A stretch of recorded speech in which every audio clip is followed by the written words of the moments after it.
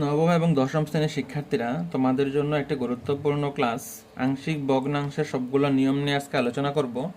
আংশিক ভগ্নাংশের প্রথম নিয়মটা হলো, যখন হরে বাস্তব এবং একঘাত বিশিষ্ট উৎপাদক থাকবে, অর্থাৎ উৎপাদকগুলোর চলকের একটা মান থাকবে, বাস্তব মান থাকবে, এবং প্রত্যেকটার মাত্রা হবে ওয়ান, যেমন এক্স এর মাত্রা এখানে ওয়ান, এখানে ওয়ান, আর উৎপাদকগুলো হবে বাস্তব। তাহলে আমার এখানে হরের মধ্যে টোটাল মাত্রা কত? এক্স এর মাত্রা এখানে ওয়ান, এখানে ওয়ান, তাহলে টু। তাহলে আমার এই অঙ্কের মধ্যে আমাদের দুইটা ধ্রুবক হবে, A divided by x plus one plus B divided by x minus two. এটা হলো আংশিক ভগ্নাংশের প্রথম নিয়ম। 2 নম্বর নিয়মটা দেখো, যখন লবের ঘাত হরের ঘাতের সমান অথবা লবের ঘাত হরের ঘাতের সমান অথবা লবের ঘাত যদি বড় থাকে, তাহলে কিভাবে করতে হবে দেখো। দেখো এখানে আছে x plus one, x minus two, x plus two, x minus three. দেখো আমার কিন্তু এখানে লবের মাত্রা এখানে ওয়ান, এখানে ওয়ান, তাহলে ওয়ান ওয়ানে টু। নিচেও হরেও দেখো এখানে ওয়ান, এখানে ওয়ান, তাহলে ওয়ান ওয়ানে টু, অর্থাৎ মাত্রা লবের ঘাত টু, হরের ঘাত টু। অর্থাৎ মাত্রা যখন সমান হয়ে যাবে তখন তাহলে এক্স স্কোয়ার, উপরে এক্স স্কোয়ার, নিচেও এক্স স্কোয়ার, এক্স স্কোয়ার দিয়ে এক্স স্কোয়ারে ভাগ করলে কত হয়? তাহলে ওয়ান হয়। এসব সময় এখানে ওয়ান হবে যদি সমান হয়ে যায়। আর যদি চলকের সাথে কোনো সংখ্যা গুণ থাকে সেটা তো অন্যরকম হবে। তাহলে প্লাস, আর নিচে কয়টা বাস্তব উৎপাদক আছে দেখো, তাহলে A divided by x plus two আর হলো B divided by x minus three. এটা হলো যদি সমান থাকে।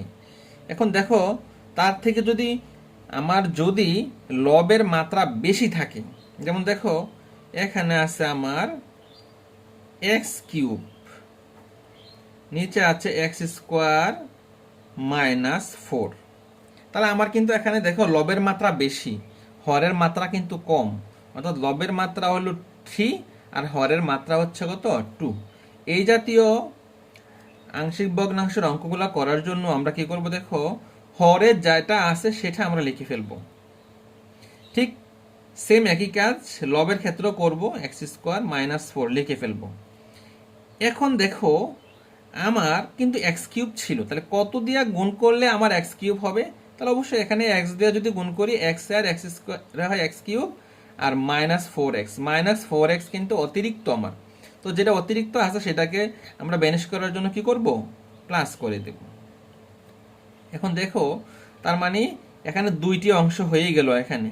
তার মানে x into x square minus four divided by x square minus four plus four x divided by x square minus four. এখন দেখো x square minus four, x square minus four কেটে দাও, তাহলে আমার এখানে থাকবে কি x plus four x divided by, এটা কিন্তু সূত্র হয় দেখো এক্স স্কোয়ার মাইনাস ফোর, তার টু স্কোয়ার যদি বলি আমরা, তার মানে x plus two x minus two. এখন দেখো আমরা এটা ঠিক রেখে এই জায়গাটাকে আমরা এখন ধরে আংশিক ভগ্নাংশ, ওই যে প্রথম নিয়মেই আমরা আংশিক ভগ্নাংশ করে ফেলবো। এটা হলো যদি লবের ঘাত বেশি থাকে হরের ঘাত থেকে, তাহলে আমরা এই নিয়মটা করব। এবার দেখো আমাদের 3 নাম্বার নিয়ম। দেখো যদি হরের মধ্যে উৎপাদকগুলো বাস্তব হবে তবে সেগুলা থেকে কয়েকটার পুনরাবৃত্তি থাকবে। যেমন দেখো আমি এখানে লিখলাম three x square, x plus one whole square, x minus two. দেখো এখানে কিন্তু আমার উৎপাদকগুলো বাস্তব, যেমন এক্স প্লাস ওয়ান সমান সমান জিরো ধরলে এক্স এর মান মাইনাস ওয়ান হয়, এক্স মাইনাস টু সমান সমান জিরো ধরলে এক্স এর মান টু হয়। তাহলে দেখো কিন্তু এগুলোর পুনরাবৃত্তি আছে। এটা 3 নাম্বার নিয়ম কিন্তু দেখো। তো 3 নাম্বার নিয়মের আংশিক ভগ্নাংশ করার জন্য আমার মোট এক্স এর মাত্রা কত হয় হরে দেখো, এখানে হচ্ছে এক্স এর মাত্রা টু আর এখানে আছে ওয়ান, তাহলে মোট কত হবে? থ্রি হবে। তার মানে আমার এখানে ধ্রুবক হবে তিনটা। তাহলে A divided by x plus one plus B divided by x plus one whole square plus C divided by x minus two. অর্থাৎ যেটার পুনরাবৃত্তি থাকবে সেটার পাওয়ারটা আমরা বাড়তে থাকবে, ঠিক আছে। a divided by x plus one, b divided by x plus one whole square, এটার কাজ শেষ। তারপরে plus C divided by x minus two. এগুলো 3 নাম্বার নিয়ম। এবার দেখো 4 নাম্বার নিয়ম। 4 নাম্বার নিয়ম, যদি হরের মধ্যে বাস্তব উৎপাদকও থাকবে এবং অবাস্তব উৎপাদকও থাকবে। অবাস্তব যেটাকে আমরা সমাধান করলে বাস্তব মান পাচ্ছি না, দেখো কেমন হতে পারে। দেখো 2x plus 5, x plus 2 x square plus 4। দেখো আমরা কিন্তু x প্লাস 2 এটা কিন্তু বাস্তব উৎপাদক, মানে x স্কোয়ার প্লাস 4 এটাকে সমাধান করলে কিন্তু আমরা x এর কাল্পনিক মান পাচ্ছি, অর্থাৎ অবাস্তব মান পাচ্ছি। এরকম যদি অবাস্তব মান চলে আসে তখন আমরা কিভাবে করব দেখো। তাহলে আমাদের হরে x এর মাত্রা কত হয় দেখো, x এর মাত্রা এখানে হচ্ছে 2 আর এখানে হচ্ছে 1, তো 2 আর 1 হচ্ছে 3, তার মানে আমার 3টা ধ্রুবক হবে।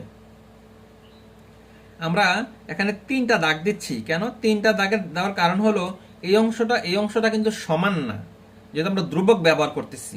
যখন মান বসিয়ে দিব তখন আমরা সমান চিহ্ন ব্যবহার করবো অঙ্কটি করার সময়। যেমন দেখো a divided by x plus 2 plus, তারপরে দেখো বাস্তব উৎপাদকটা শেষ হয়ে গেল, অবাস্তব উৎপাদকটা কি আছে দেখো এক্স স্কোয়ার প্লাস 4। এখন দেখো এক্স স্কোয়ার প্লাস 4, এখন এখানে কিন্তু আমার এক্স এর মাত্রা 2, তার মানে আমরা এখানে কিন্তু লবে আমার 2টা ধ্রুবক হবে, একটা হবে বি আর একটা হবে সি। এখন একটু খালি জায়গা রাখছি, দেখো যেহেতু 2টা ধ্রুবক হবে তাহলে আমার দ্বিতীয় ধ্রুবকের সাথে একটা চলক আমাদের রাখবো এখানে, যেহেতু এক্স এর পাওয়ার 2 তাহলে এক্স লেখার পরে আমরা এখানে কিছু লিখবো না, অর্থাৎ সি শুধু লিখবো, ঠিক আছে। এবার দেখো এটা গেল আমাদের 4 নাম্বার নিয়ম। এবার 5 নাম্বার নিয়ম দেখো আংশিক ভগ্নাংশের। যদি এরকম থাকে এক্স স্কোয়ার প্লাস 1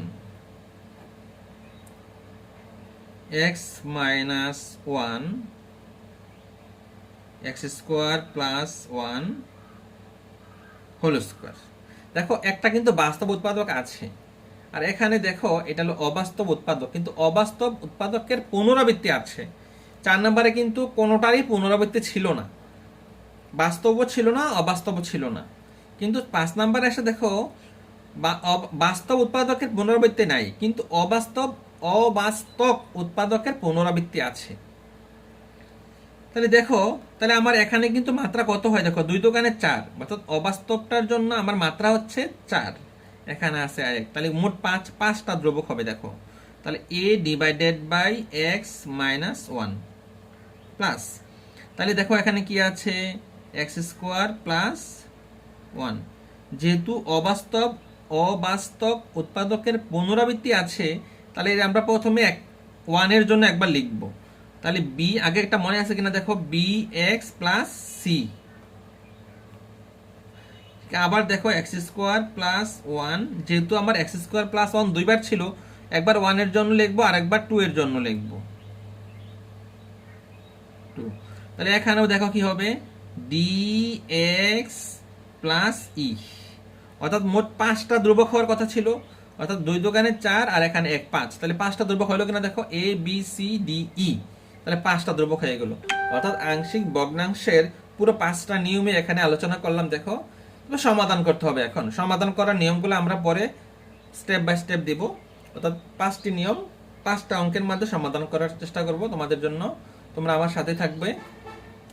তোমরা এই 5টি অঙ্কের সমাধান পেতে চাইলে আমার ইউটিউব চ্যানেলটি সাবস্ক্রাইব করে পাশেই থাকো, আর যারা ফেসবুক পেজে দেখতেছো ফেসবুক পেজটি ফলো দিয়ে সাথে থাকবে এবং লাইক কমেন্ট শেয়ার করবে, যেন ক্লাস দেওয়ার সাথে সাথে তোমরা পেয়ে যেতে পারো। ক্লাসটি দেখার জন্য তোমাদেরকে অসংখ্য ধন্যবাদ।